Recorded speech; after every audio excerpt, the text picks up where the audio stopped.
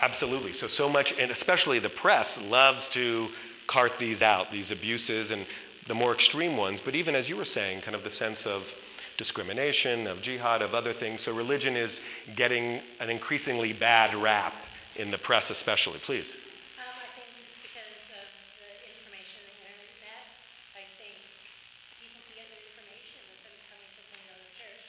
They can get it out of such a fingertip. Listen, these days you can even go online and stick a cyber note in the Western Wall in Jerusalem as a way of praying to God rather than have to go there yourself. So if you can even have a webcam looking at the Western Wall in Jerusalem, and you can have some yeshiva bucher, some student, go up and put a note in for you that you sent, from thousands of miles away, why go to the neighborhood synagogue when you can go right to the source over the internet? So the internet certainly has played a role in this. Alex, please.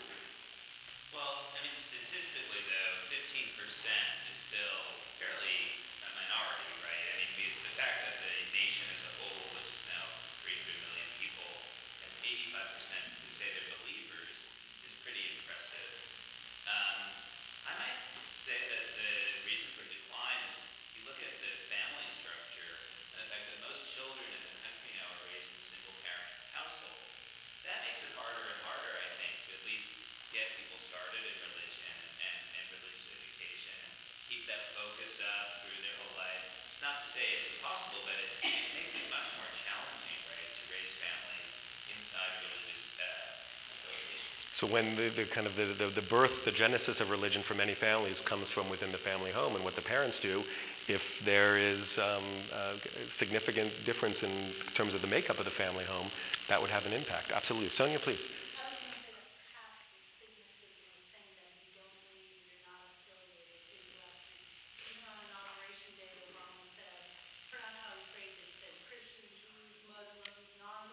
And that was mind-blowing to people. The blogosphere, the news were ablaze with that. He actually acknowledged non-believers as citizens of the United States. So there is less stigma, less cost socially to actually saying that publicly. Maybe people always felt that, but they didn't feel like you could say it in polite company. Now suddenly you can say it in polite company. Douglas, please.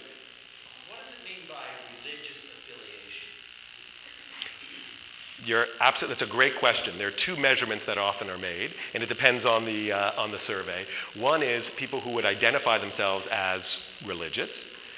Another level, and we see this absolutely in Seattle, are people who would actually affiliate with a church or a synagogue or a mosque or what have you.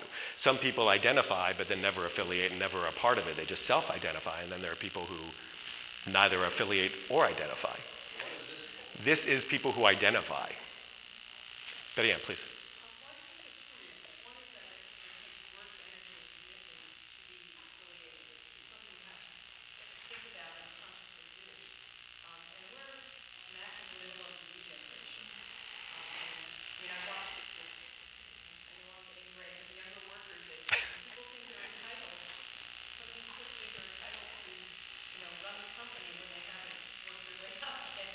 So it's part of a larger kind of cultural focus on entitlement and self kind of direction, and the notion of being committed to other people and following up on that commitment.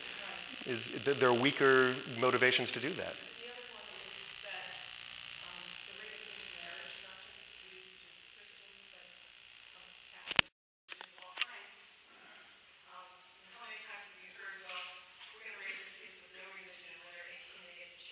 How many times have I heard that? I wish I had a nickel for every time I've heard that. So out marriage of all kinds, where in the household there's no certain direction, and so many people choose no direction. And again, there's less cost for that than there was in previous generations. Joyce, please. Maybe science is taking over? Ooh, interesting.